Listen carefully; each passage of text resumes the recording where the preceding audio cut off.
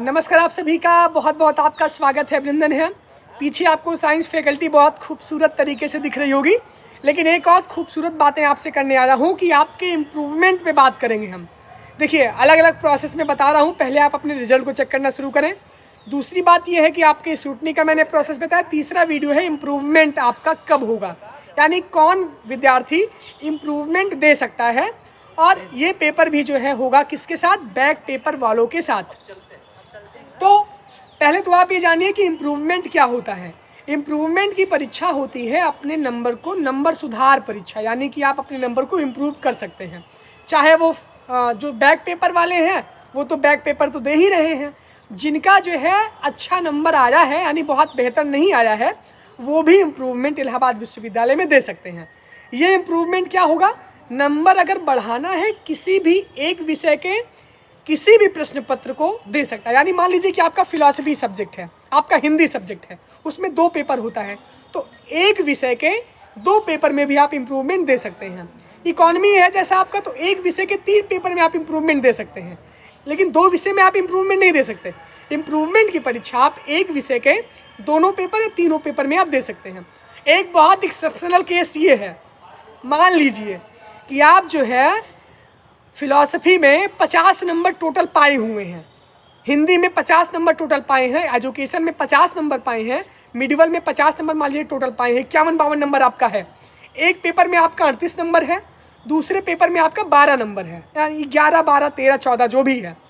अगर आपने इम्प्रूवमेंट दिया और अगर इम्प्रूवमेंट में कम नंबर अगर आपका आ गया तो वही नंबर चढ़ेगा। अगर आप इम्प्रूवमेंट में फेल होते हैं तो आपको फेल माना जाएगा, अगर आप इम्प्रूवमेंट में बहुत अच्छा पाते हैं तो बहुत अच्छा माना जाएगा। ऐसा नहीं है कि मान लीजिए कि हम पा गए किसी एक पेपर में मैंने इम्प्रूवमेंट दिया, मेरा 40 नंबर था, हम थोड़ा सा और सोचे कि हम 50-55 तक पहुंच जाएं। खुदा ना खास्ता अगर आपका 30 नंबर आ गया, अगर आपका 25 नंबर आ गया, अगर आप फेल हो गए तो वही कॉपी पेस्ट होगा, आप कुछ भी नहीं कर सकते। आप हाई कोर्ट भी जाएंगे, आप सुप्रीम कोर्ट भी जाएंगे, इलाहाबाद विश्वविद्यालय का अपना एक अलग प्रोसेस है।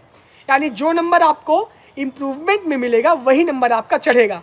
अब जैसे बैक पेपर जिसका आया हुआ है, ये बैक पेपर में जितना नंबर पाएंगे वही नंबर आपके रिजल्ट में चढ़ेगा। तो ये पूरा प्रोसेस होता है। यानी इम्प्रूवमेंट अगर आप देंगे जो विद्यार्थी हैं तो पहले से सजग रहेंगे, पहले से सावधान रहेंगे कि जो नंबर आपको इम्प्रूवमेंट में मिलेगा वही नंबर आपके रिजल्ट पे चढ़ेगा।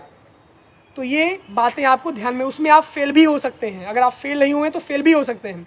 उसमें आप ये भी कर सकते हैं कि आप बहुत बेहतर पा जाएं, आपका 75 में 70 नंबर आ जाए, हो सकता है 75 में आप 10 भी ना पाएँ। तो ये सारा एक्सेप्शनल केस है इलाहाबाद विश्वविद्यालय के साथ। ये पहले से आप जान लीजिए कि जितना नंबर आप इम्प्रूवमेंट में पाएंगे उतना नंबर आपका चढ़ेगा। इम्प्रूवमेंट की परीक्षा कब होगी, इसका फॉर्म कब आएगा, तो इसका फॉर्म आएगा जनवरी के फर्स्ट वीक में। इसकी परीक्षा हो, इसका फॉर्म आएगा, इम्प्रूवमेंट का फॉर्म आएगा जनवरी के फर्स्ट वीक में। तो इम्प्रूवमेंट का यही हाल है कि यहाँ पे जितने नंबर आप इम्प्रूवमेंट की परीक्षा में पाएंगे उतना ही नंबर आपका चढ़ेगा। बैक पेपर और इम्प्रूवमेंट का जो फॉर्म है वो जनवरी के फर्स्ट वीक में आएगा। जब आप समर विंटर वेकेशन करके आएंगे तो तैयारी बना लीजिए। अगर इम्प्रूवमेंट की परीक्षा अगर आप देने की सोच रहे हैं तो आप दे सकते हैं, बाकी अगर आप लटके एकदम दीजिए, हम तो कहते हैं आप दीजिए, आप पढ़ के दीजिए। ऐसा हो नहीं सकता अगर आप परीक्षा में लिखेंगे, पेपर में लिख के आए होंगे तो आपको नंबर नहीं मिलेगा, नंबर आपको बहुत अवश्य ही मिलेगा। तो ये इम्प्रूवमेंट का प्रोसेस था, ये सारे कॉलेजेस सारे कैंपस के विद्यार्थियों के लिए था। ये ऐसे बीकॉम के लिए है, ऐसे बीएससी के लिए भी है। तो ये बातें आपको बतानी थी। इम्प्रूवमेंट की परीक्षा जो पास होने वाले विद्यार्थी हैं वही दे सकते हैं, यानी जो पास हुए हैं। जो फेल हुए हैं तो उनका तो कुछ हो नहीं सकता, और जिनका बैक लगा है तो वो बैक ही पेपर देंगे। जिनका जो पास हुए हैं, जो कम नंबर पाए हैं, जो बहुत ज़्यादा भी पा गए हैं, वो भी जिनका 80% आए वो भी इम्प्रूवमेंट दे दीजिए आप, अगर आपका मन करे तो ये बातें थी आपको बतानी थी। आप लगातार इसको शेयर करते रहिए। बाकी बहुत बहुत धन्यवाद आपका। इंस्टाग्राम पे जुड़िए, फॉलो करिए, लगातार हमसे कनेक्ट रहिए। बहुत बहुत धन्यवाद, बहुत बहुत आभार।